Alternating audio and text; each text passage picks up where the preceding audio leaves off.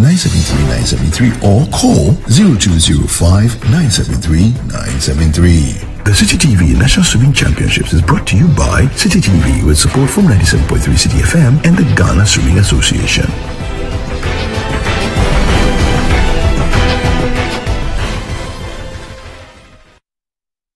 As if after a long day of travel and adventure, a lovely evening of wining and dining wasn't enough. In part 3 of day 6 of the Heritage Caravan, everything happening is well after midnight. After lots of good food, some fun and games, and birthday celebrants had been acknowledged, the boogieing began. Catch the ending part of day 6 of the Heritage Caravan Diaries as it happened at the Maha Beach Resort every weekday only on City TV.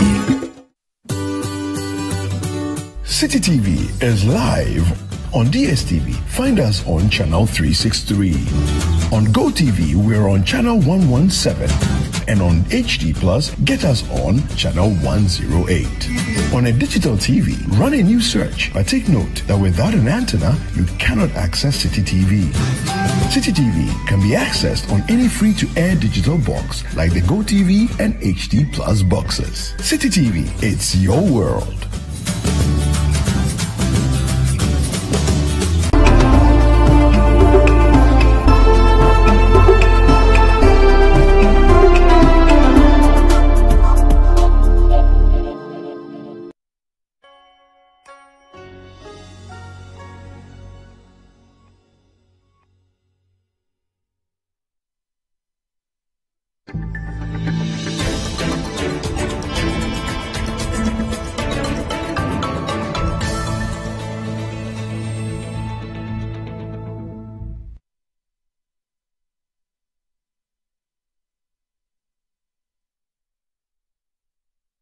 Hello, you're welcome to another edition of What the Papers Are Saying. My name is Vivian Kailoko. We'll bring you the top stories for the week and look at the various angles and look at the way forward with regards to those stories. When I come back, I'll run through the stories for the week. Do stay with us. We'll be right back.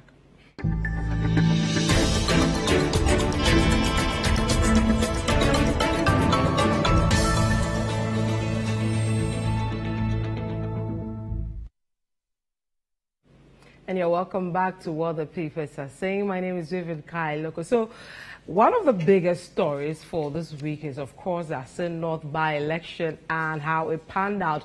So, let's see how that story was reported by the various media outlets from Monday through to today. We'll start with the Ghanaian Times, and it says, Assin-North constituency by-election, Gyakye Quayson wins seat again. We go to the Daybreak. Assin-North will live to fight another day. Akufo-Addo consoles NPP.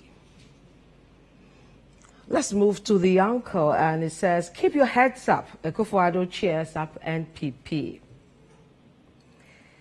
Daily Graphic. Democracy is about development. Gyakye Quayson. Still with Daily Graphic. President Lord's peaceful polls at Assin-North. Let's move away from the Daily Graphic and go to the Chronicle. Akufo-Addo speaks. Assin-North will be blue again. Still with the Chronicle, it says it's victory for justice. Gyakye Quayson speaking there. Let's move to City Newsroom. Let's see how they covered that election. Cordio calls for urgent probe into violent incidents in Assin-North by-election. Still with City Newsroom, we view outcome of Assin-North by-election as a wake-up call, NPP. And City Newsroom again, and finally on the Assin-North by-election, your vote for justice was truly inspiring. Mahama thanks Assin-North constituents. So that's one of the biggest stories for this week to do with the Assin-North by-election. And of course, we know the results where the former MP, Mr. Gyakye Quayson, has been re-elected to take that seat. let's move away from that. A rather tragic story this week reported by various media outlets has to do with the death of a young lady at St. Monica's SHS. So let's see how that story was reported. Let's start with a daybreak. They say NAGRAT fires St. Monica's SHS management over student's death. And let's go to the Ghana report. It says family accuses St. Monica's SHS management of negligence over death of 17-year-old. And finally, with that story, go to City Newsroom. It says Angel Kabonu slams St. Monica's SHS management over death of students. So that's another big story that popped up this week. We'll move to another which also has been running for the whole of this week to do with the petroleum tanker drivers strike. Of course, they have suspended that strike. But let's see how that story started and where we've gotten to with that story. We'll start with the Ghanaian Times. It says, petroleum tanker drivers declare nationwide strike over unmotorable roads. Ghanaian Times says, tanker drivers strike. Road Minister meets union executives as strike enters day 4. Let's go to City Newsroom. They say, show commitment to addressing concerns of tanker drivers, minority to government. And still with City Newsroom and the final story around that story, petroleum tanker drivers suspend a nationwide strike. So some positive coming out of that strike. They have called it off, and of course authorities have assured they will fix those roads. So from that we go to another strike to do with organized labor also declaring some strike. Daily Guide says organized labor declares strike July 10. And City Newsroom, organized labor to strike on July 10 over dismissal of staff by Sanon Asogli. So that's it to do with the 2 strikes. Let's wrap up with floods. As usual, it's flooding season. With it comes floods. And we'll go to Nzulezu and Jomoro communities because they have been seriously flooded. Graphic Online says Nzulezu, Jomoro communities flooded. And then GBC Ghana Online says Nzulezu community flooded after heavy rains.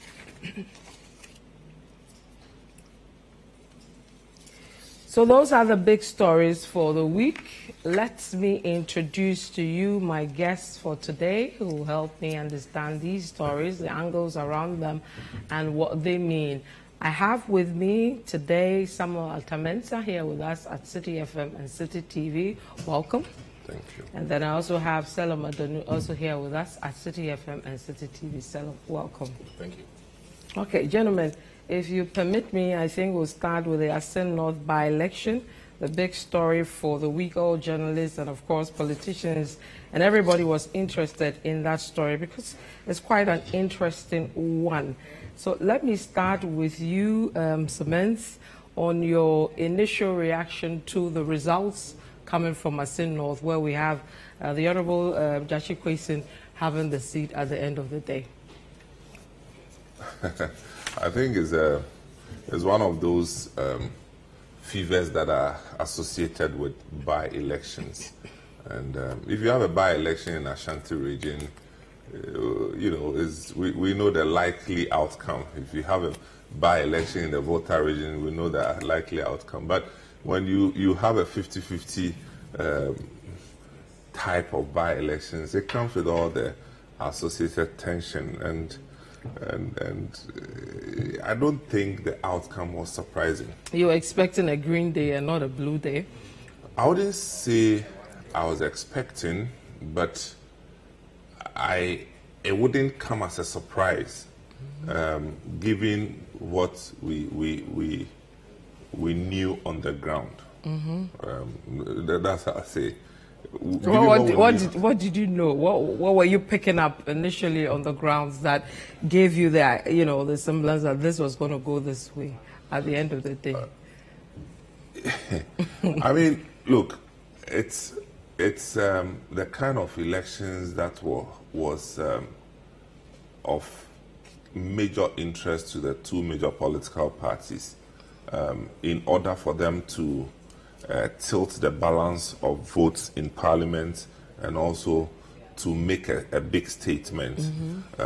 Also to check the if you like, the speed of their progress. And so I wasn't surprised it became this tensed.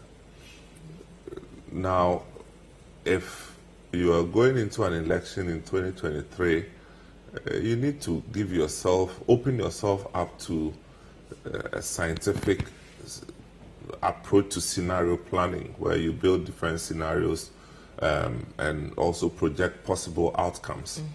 And if you do an exhaustive scenario planning, regardless of how the thing turns out, you should not be surprised.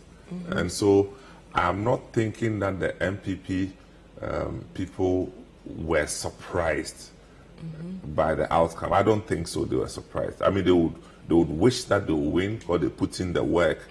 But if you, even with the benefit of hindsight, if you look at the different scenarios, the logic is that Judge Kwesi was in a more likely position to win. Okay, I'll come back to you on where they got it, or whether they could have changed things. But let me pick Selom's initial comments, and then we'll continue from that. You predicted that Greens were going to have it. At some point, I thought it was, well, I thought it was going to be easy at some point, but at some point I realized the MPP candidate was really catching up. I don't know whether it was in the media or that was on the ground, really. I don't know. And when I saw Musa Dankwe's post, it kind of aligned with my thinking at the time. And I mean, to be fair, one of the things he mentioned was that Judge Kwesi had the momentum, even though this gentleman, Charles Opoku, had some momentum after he was elected, the president went there, etc. But it appeared that towards the end, Judge Kwesi had the momentum. So I would say that, yes, I wasn't really surprised that in the end Judge Kwesi won, but I think the gap was, I expected a slimmer margin than the 42-57 percentage spread.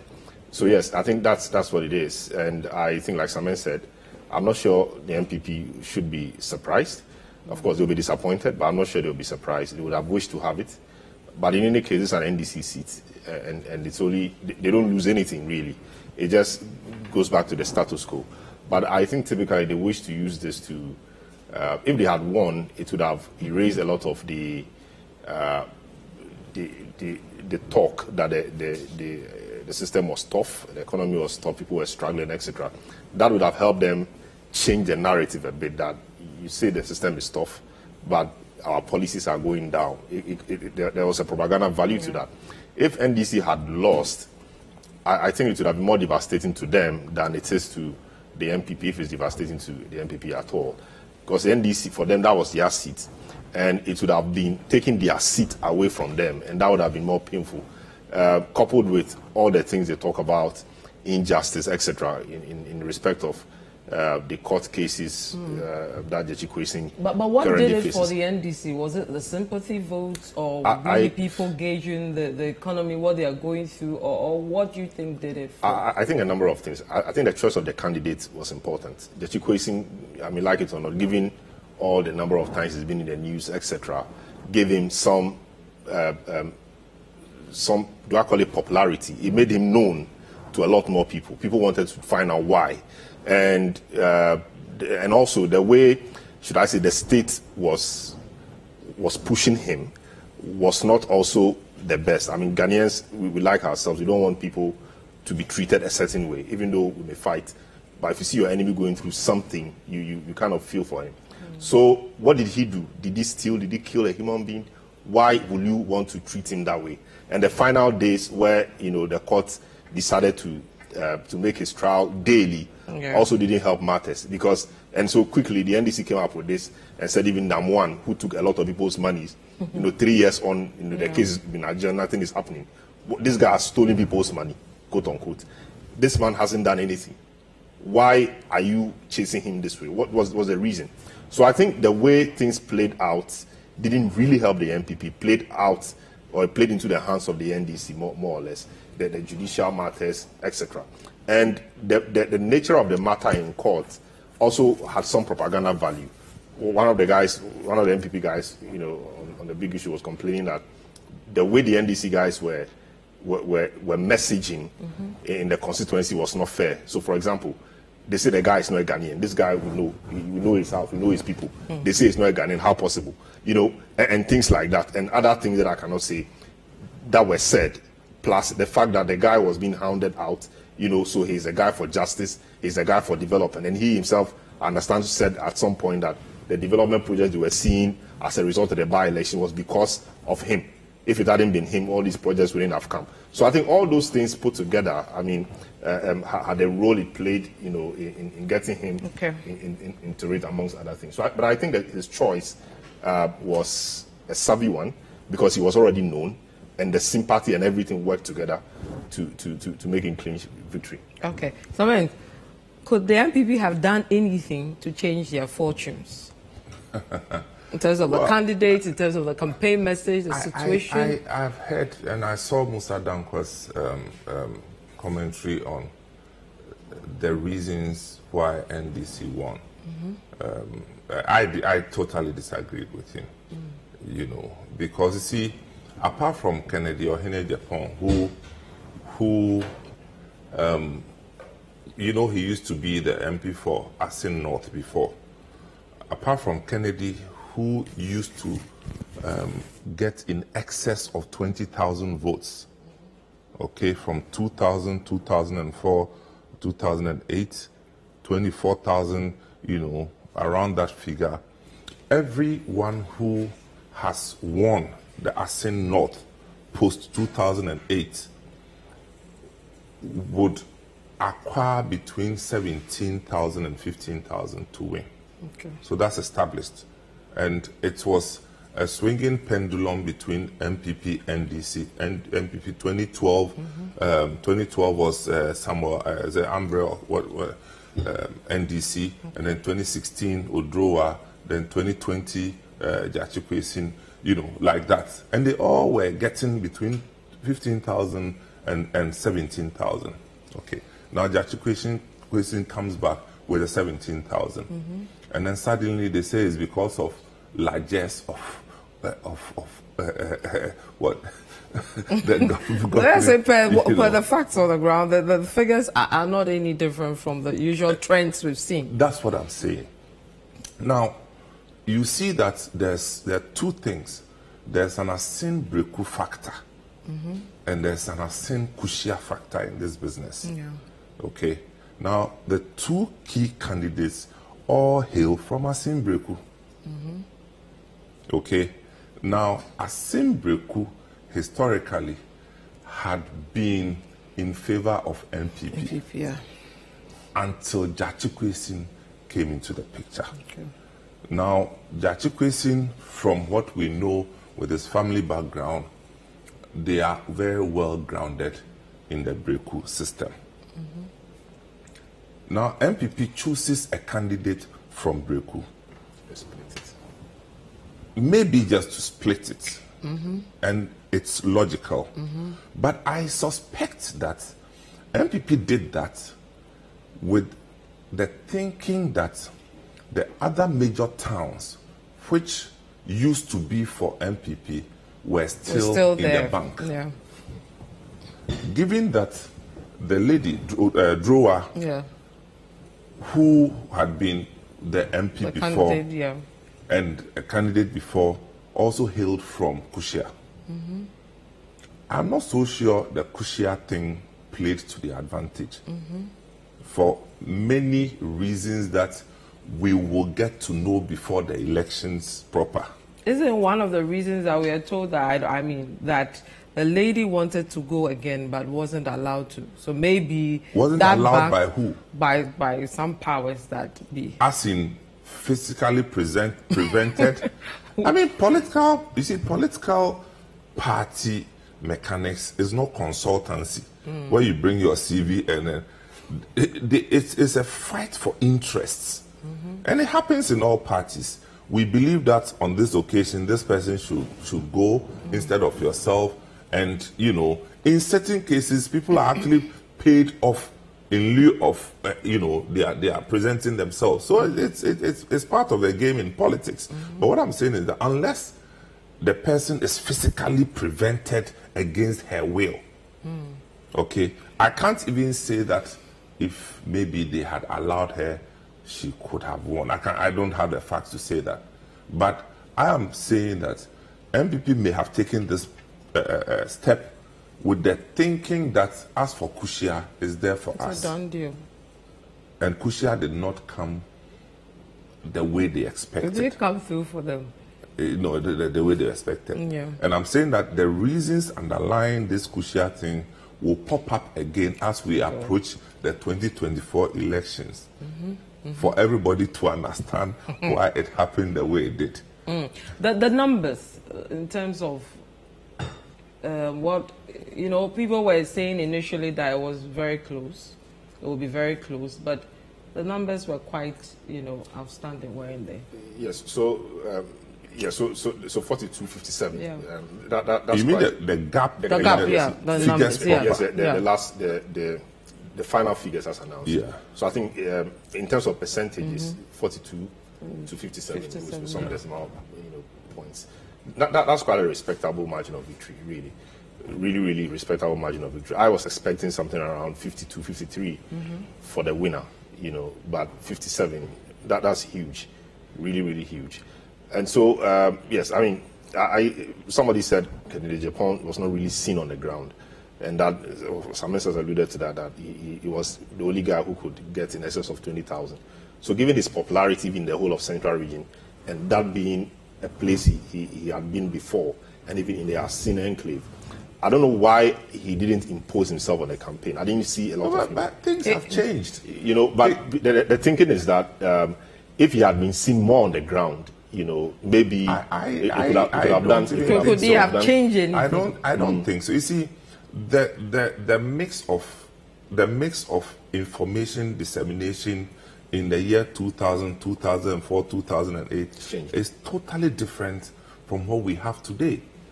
You know, people are more empowered with information today than ever before. Okay, so really, in 2000, 2004, they would gather and wait for you to come from Accra to tell them the story.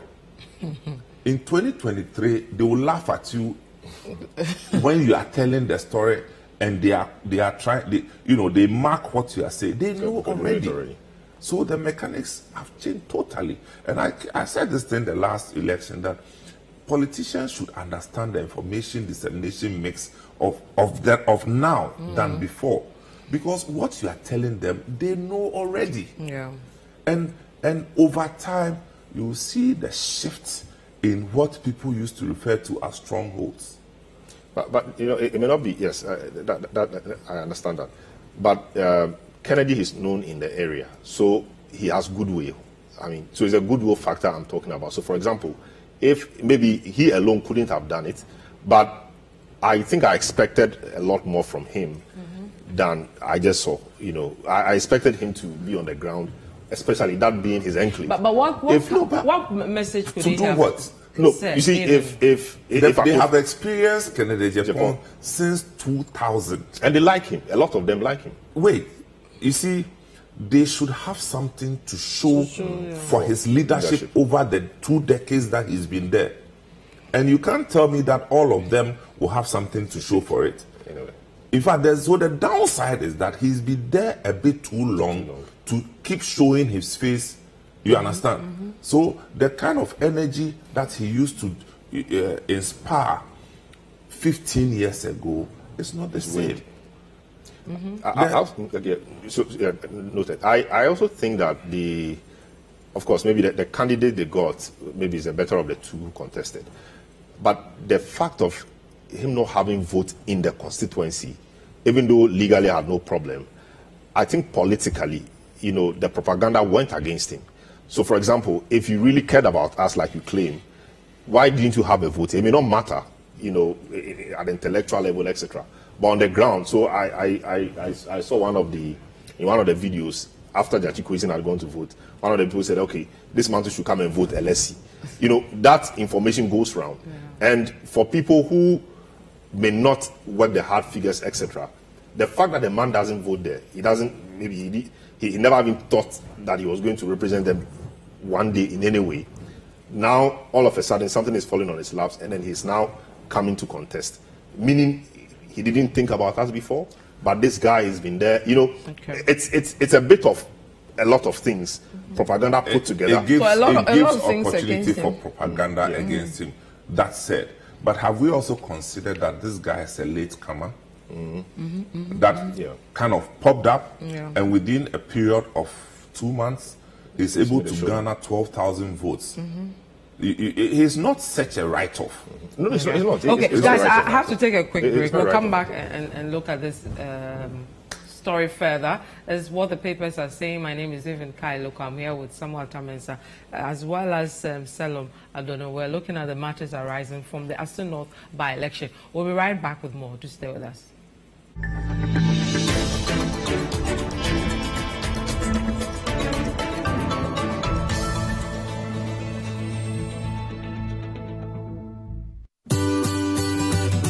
City TV is live on DSTV. Find us on channel 363. On GoTV, we're on channel 117. And on HD Plus, get us on channel 108. On a digital TV, run a new search. But take note that without an antenna, you cannot access City TV. City TV can be accessed on any free-to-air digital box like the GoTV and HD Plus boxes. City TV, it's your world.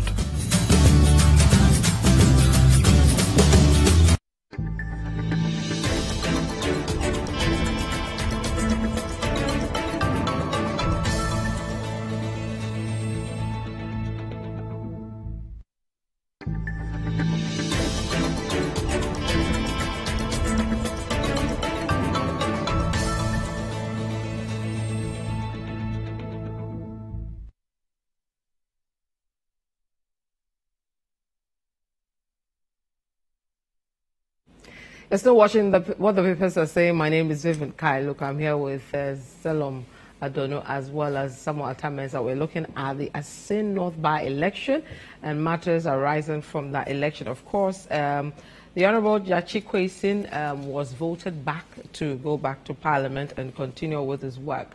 Selom, you're making some statements around the candidate. Yes. So yes. So yes, I think it's a strong candidate coming late and making the showing he made. I think he, by and large, garnered the traditional MPP support and perhaps more. I also think that the framing, how the NDC framed him and then framed the election generally also went in their favor. They put justice, the campaign. They put justice in the center of it, whatever justice means or meant. And they made sure that sank into the people's minds. I also think that, rather pleasantly, I didn't see so much I didn't see so much maybe impact money made. And of course, money is important. But when you say I gave him money, so he voted for, at least those ones we've heard, they gave us money. I mean, both sides gave us money, but we voted our conscience. If that is a general, view across the board, and I think it's good, so that next time politicians going into an election like this will know that there's an extent to which money can take you, but money may not be the ultimate. Even though money generally, in terms of machinery, getting things done, etc., is important. But doling out money to people because you want them to vote for you, I mean, there should be a limit to it, and there's an extent that can take you, especially if for a very long time you've not been around, and all of a sudden you have come because you need me and you want to give me money to vote for you. I think I was happy to see that, because we've always complained about moneycracy or the influence of money in our politics. I really hope that this also percolates down to the delegates election, where there are a fewer group of people and that kind of thing. So yes, I think it's a good thing. But we should also be, when they don't do well, we say it.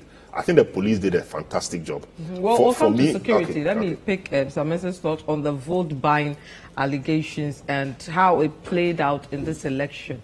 Oh, but as for vote buying, it happens all the time. But you know, normally the one who doesn't have more money will start complaining. Because he's giving small notes. But when the tables turn, the other person will start complaining. They do it all the time. But I'm surprised that by now they don't realize that the electorate, you know, when we said that when the hunters learn to shoot without missing, the birds also learn to fly without perching. You understand? So what is happening is that the electorate, they have found out that they can make money from politicians. So they collect with both hands. They collect one, put it here, collect one, and they'll vote where they want to vote anyway. Because your 500 cedis or 200 cedis will not change their fortunes.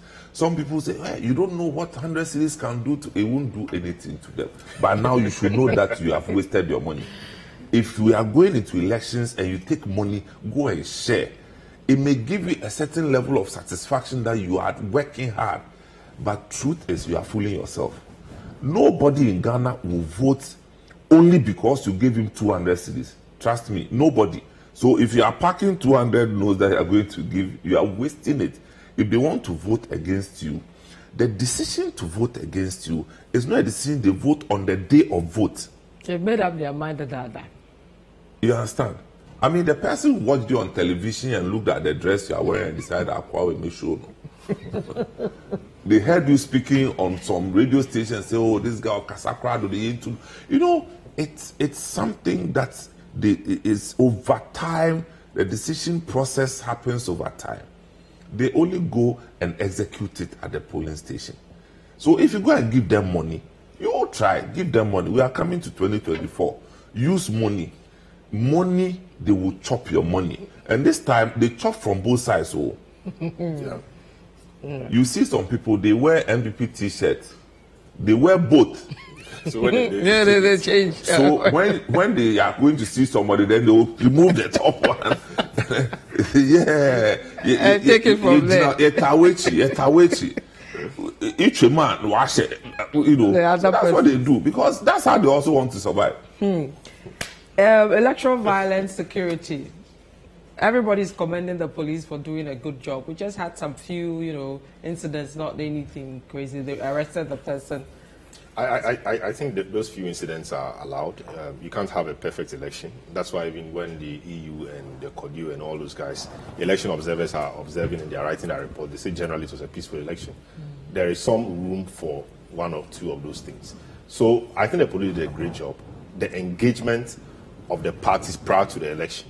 And you see, that engagement process makes them, you know, voice their concerns. They say everything they want to say. And you also listen. They say whatever they want to say. So if you're a smart guy, you listen and you see what you can do about that. In those engagement meetings, you hear their expectations of you. And you also tell them your expectation of them. Tell them what you can't tolerate. You know, you lay your cards on the table. And I think that was done really well by Dan Parra and his team. And I think he must be commended. You know, going into a close election like this, of course, the Kumawu election was no election, even though NDC thought they could do something. But that was a no election. This was a real election. Yes, Kumawu was a done deal. Proper election. This was a real election.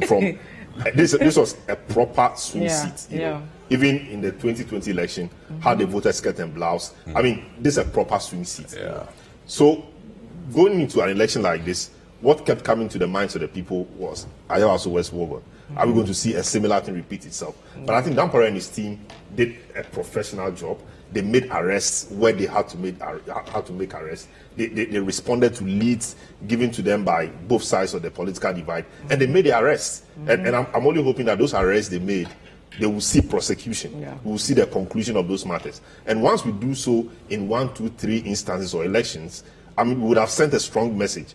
And, you know, when one of those videos, what's his name, the General Secretary of the MPP, now was complaining to the police that it appeared the police were intimidating their people, then I realized that no, the police guys on the ground must be doing something right. So I think it's good. Tomorrow maybe the NDC, but today it was the General Secretary of the MPP complaining. And I think it must be commended. But I thought I heard the General Secretary complaining that police are intimidating their people. Yeah. And like General Secretary of the government, you don't talk like that. When it was a point of desperation. Yeah. Because Well, I'm sure. But I'm saying that you you show maturity. You don't do that in public because you have access to whoever. Yeah. You understand? And truth is, you see, the police came very prepared. Yeah. The police was there 1 month, 1 full month ahead of the elections. They did a great job. And they lived in the community. They did a great job. You understand? But having said that, most of the by-elections where you have these violent clashes, there are normally existing fault lines prior to the elections. And so people just take advantage of these fault lines to exact their, vengeance. We didn't have a thing like that in Assin-North. We didn't have a thing like that there. So yes, police did a good job, but the circumstances also differ a little. Right. The EC. Let me announce the numbers quickly. So you can join the conversation. You can send us a comment. The number is 020-444-7033. 020-444-7033. We'll keep it on the screens for a bit so you can send your message. Yes, hello. I think the EC deserves some commendation. Yeah. I mean, names of people, nobody complained that they didn't find his name. Everybody found his name. The machines also worked well, even though, I don't know whether the EC influences the machines, but the machines worked well. Yeah. The machines turned up. They also started the elections on time. They started on time. And so all those little issues about punctuality and about organization, everything, we did not hear anything like that. And I think that was great, especially coming on the back of that exchange prior to, the election proper between Sami Jemfi and the EC and those statements they released. People said the language was in Baptist, etc. I think the EC comported itself very well and then they did well. I think they also deserve some commendation. The political parties themselves, generally, I think were also good. They tried to make it an issue-based campaign, generally, trying to point to development projects or issues, things they've done, and things these guys have not done, why this party is better for you, why this one is not better. I think it was a good election by and large, and I think the people of Assin-North, who are the winners in the end, deserve commendation as well. The election was well organized, the parties came, they turned up, everything worked well, and I think, maybe by now the excavators or the bulldozers will be giving the place. But I think it's a general, it's a good election. They left when the numbers started trickling in. Yes, EC, I think you've made your comment on the police. No, not yet. Yeah. EC, so the EC, police, yeah. The political parties are constituents. Well, I think, normally, if you are so involved in this election process, you get to know whether you are winning or losing even far before the EC people, release their results. Yeah. So at some point, the MPP knew that the thing wasn't going their way. They knew, And so what's at stake? Somebody has to win, somebody has to lose, and that's it. I think this should be replicated in all our elections going forward. Right. When you lose, you go and buy cake and eat and go and sleep. That's all. And life. It's interesting the way John Boydu tried to explain away the allegations of vote buying, and he got me convinced actually at some point. The analogy he made. What are you talking about? This is the guy. They've come to me. They want to go and vote. If I give them money to go and vote, is that vote buying? This is the guy. I may not see him before I leave. He's my guy. If I give him some small money, is that vote buying? And he rubbished the whole idea of vote buying. No, but the vote buying thing, we should stop. I was just going to say, should we still keep on talking about this? No, but why you say take this money all this and vote for me? That is too direct. But that's who not says proper. that? No, but I thought they do that. Or, don't they give? Make sure I vote for the MPP. Or take this, make sure you vote for the NDC. Oh, is that what we call vote buying? No, but if you are influencing people with money. That's what I'm saying. No, I don't want to use the word influence. What I'm saying is that, so if you give them money and you tell them that take this money and vote for me. That's the vote buying. That's part But of when I come with food and money and I give to you and I don't say anything, it's not vote buying. Where you belong, you are telling me something indirectly. Because you can't give me food if I'm MPP and I'm buying you food. The point I'm making that they all do it. It's only when your money is not enough that you complain. That's all they do. But I'm saying that they should know that if you give people money to vote for you, ask for the money, they will take. But they will vote for the person they want to vote for. But there are people who are in the middle, people who are undecided. Or you think there are no undecided people? There are always undecided. Or who don't care. No, they don't there just are care. always undecided people. But what the point I'm making is that the tilt of who wins is not always determined by the money that you give to them. You always have middle of the road people, undecided people, but the win will come from because people have decided that this is what we are going to, who we are going to vote for. So the money doesn't totally influence it doesn't decision. do anything. But even the money, even the party people themselves, when they take the money from the source, the main place that they are going to give to the electorate, they themselves, they sit on the money small. Of course. If the party people, when you give them 10,000, they go and give 5,000 and give them 5,000. Party people, You understand? So that thief the thief. You understand? You take counterfeit, you go and buy marijuana with counterfeit. How do you report that? That's all we are seeing. They take counterfeit to go and buy weed. So who is reporting who? Who has done wrong? Okay, guys. So I also think that there were some excesses. The attack on the vehicles we saw, if that's true, I think the police must find the perpetrators and deal with them. I was in court today. I saw the Chikwesi.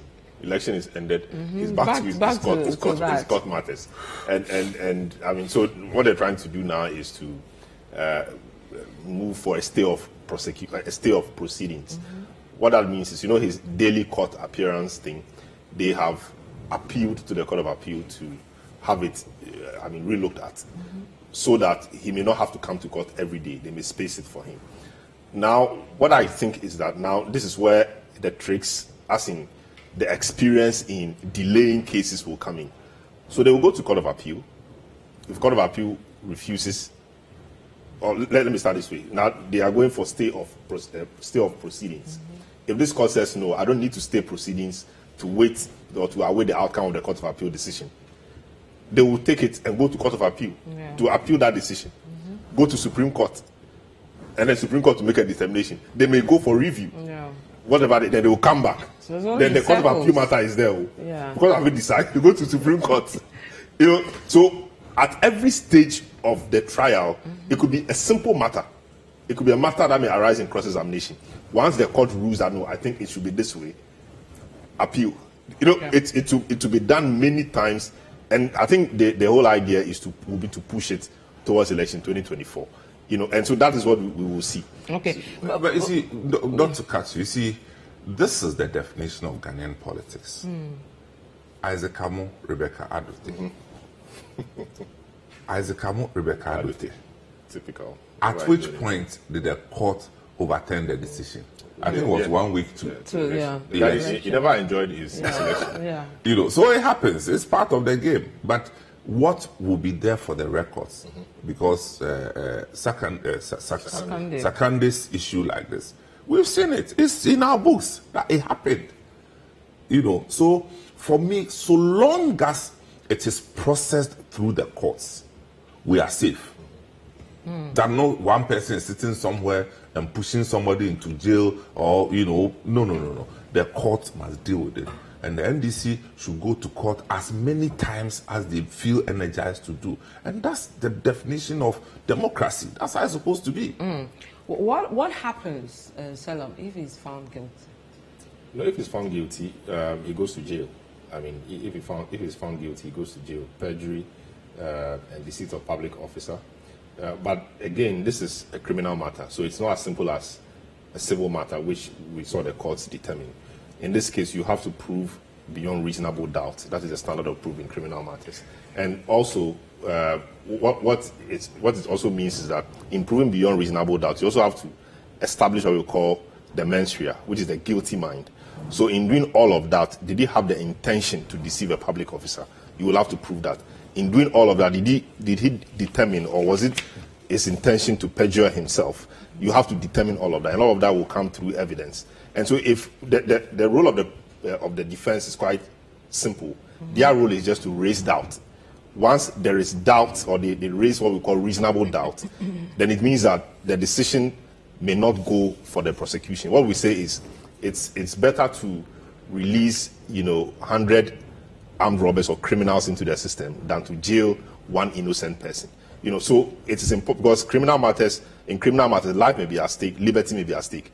So you have to prove beyond reasonable doubt, and that is the burden on the prosecution. Okay. So the prosecution must do its best, put a very tight case together, and ensure that he's pinned very well, so that there's no room for any doubt. And that will be the difficulty that the state will have, especially as this case is markedly different from the Sakande one, because of how the facts have played out.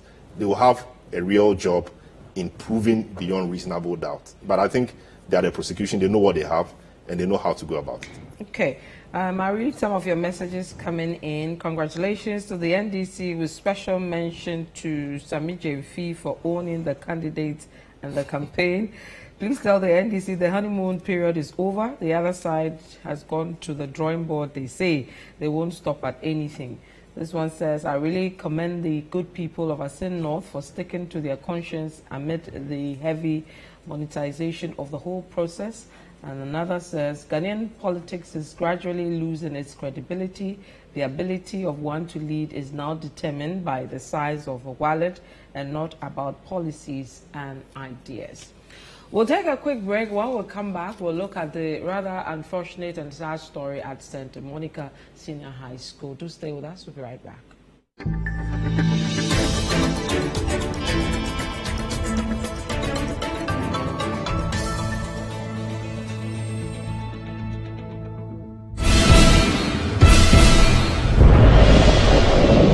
It's the dawn of a new day. The day of a competition. From the shores to the pools to the beaches across the land, if you fancy yourself a competitive swimmer, this is for you. The City TV National Swimming Championships is happening on the 15th and the 16th of July 2023 at the Trust Sports Emporium. To register, WhatsApp your name, age and contact details to 0558 973 973 or call 0205 973 973. The City TV National Swimming Championships is brought to you by City TV with support from 97.3 City FM and the Ghana Swimming Association.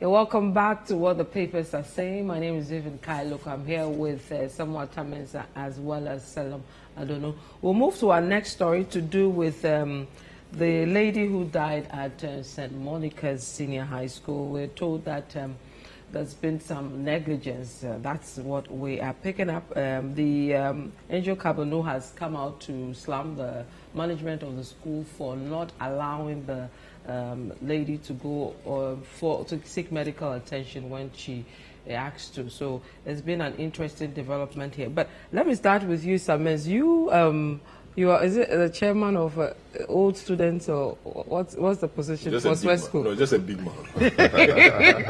Just a big man.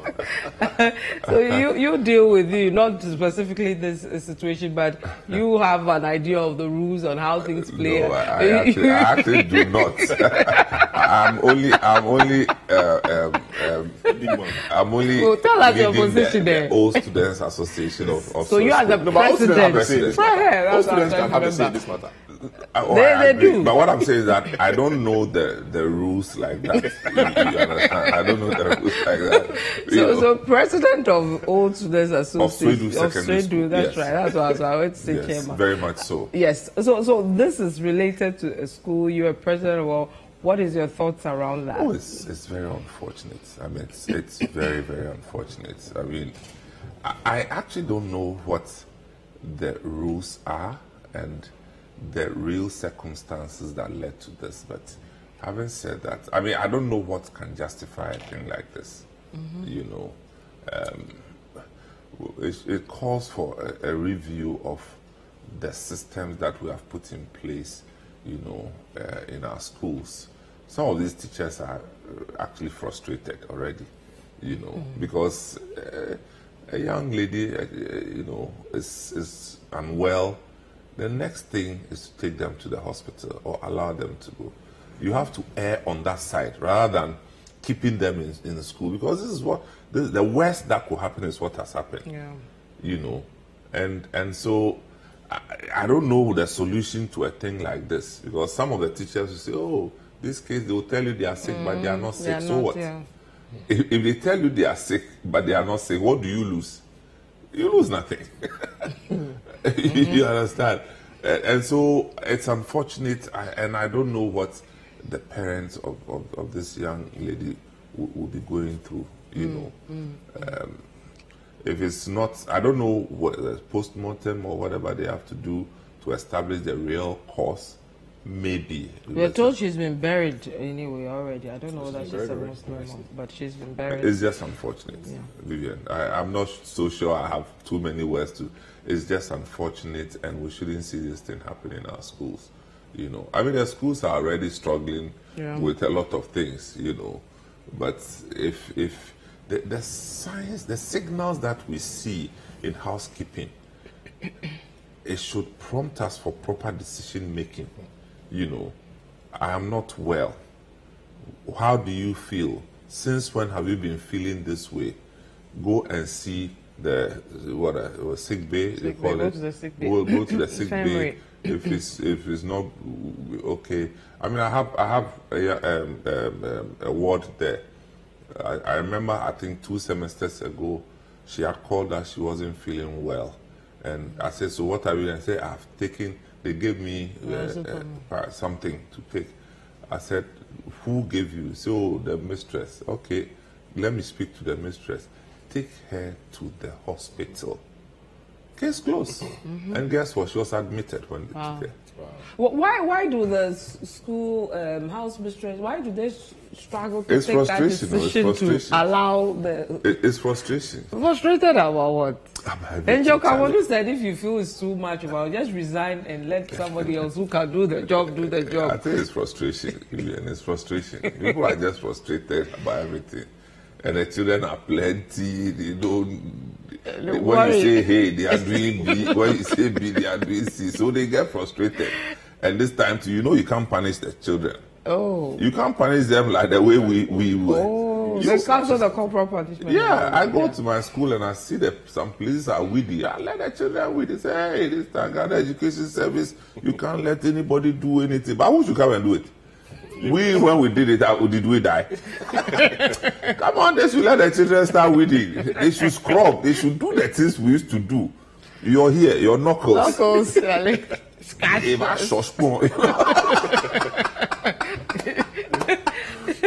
should let them do that thing.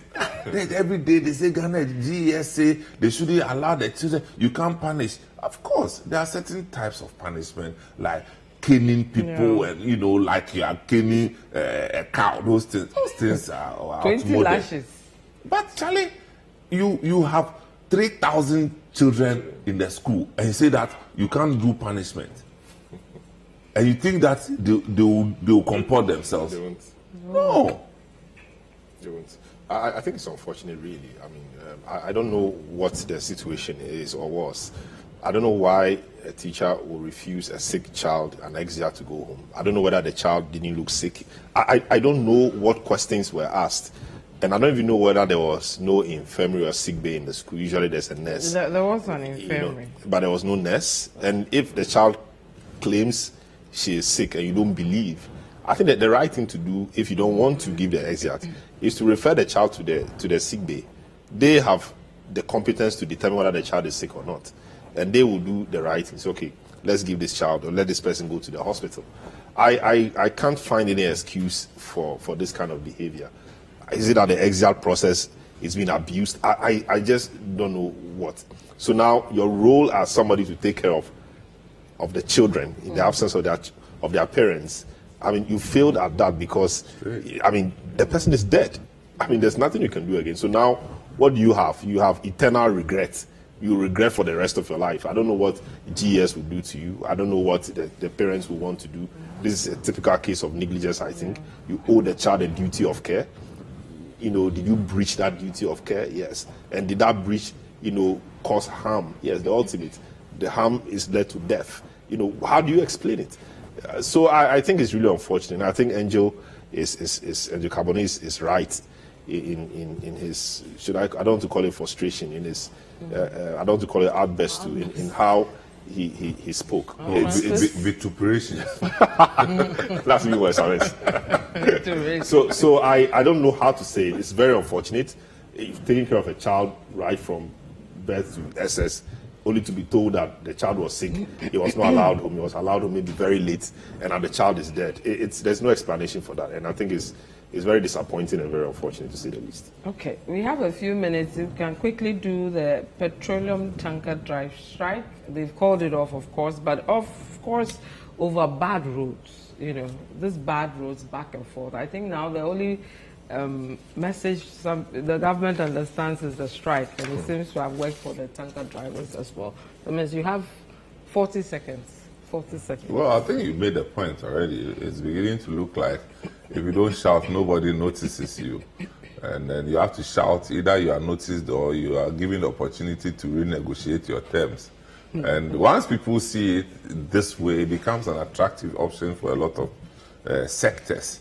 And so for me, I won't be surprised if these things keep coming as we move along. Because tanker drivers, and they made a legitimate point. You know, these are heavy-duty tankers, highly inflammable or flammable, inflammable. Which one is the word? Both will work, right? It's flammable or inflammable. Higher than flammable. You know, and then they are tossing on the roads, and you know, I think we should just sort it out if we can. If we can't, I don't know, but we have to. It's just what it is. Well, they've assured that they will, so we should see the contractors on the road. If we are having by-elections and we are able to turn dusty roads into first-class asphalt road, it means that this is possible. It can be done. So let's, if politicians, just look at the tanker drivers as a by-election. Look at the tanker drivers and look at them as by-election and go and do the roads for them. I think the culture of maintenance for me is a problem. I mean, a small pothole develops on the road, you won't tackle it. Another one develops by it, you won't tackle it. You leave it, it grows into a manhole. The other one develops into a manhole, and we are happy. Cars are, you know, it's not correct. So I think, you know, it even saves us a lot of money if we see potholes or we see the roads deteriorating and we tackle them, we deal with them, we address them. That will help everybody than to leave the roads to be destroyed entirely before we go and look for money to come and do a new road, you know, all over. I don't think it's the best. The culture of maintenance, I think we must take seriously. And there are some good roads even in Accra which have started developing potholes, but nobody is seeing them. Everybody is pretending not to be seeing them. And the potholes will develop, become manholes. Somebody will die, you know, because of an accident as a result of the pothole before we all start talking. So I think the tanker drivers, yes, they've made their points, and I'm happy that they've been spoken to, and then they said they've suspended the strike, and they if one tanker or one bulldozer or whatever leaves the road, they will go back. So I hope that, you know, they keep to, the government keeps to its promise of ensuring that the road is done. Okay. So we all have peace, you know. All right, thank you very much, gentlemen. Let me take this final message. Good evening, Vivian. I always enjoy your panelists' analysis on issues bothering this country. Keep up the good work. This is from Martin Adongo. Thank you very much, Samuel Atamensa, and thank you very much, Seloma Donu, for joining me today. My name is Vivian Kai Loko. Thank you, too, for watching. We'll see you again next week. Goodbye.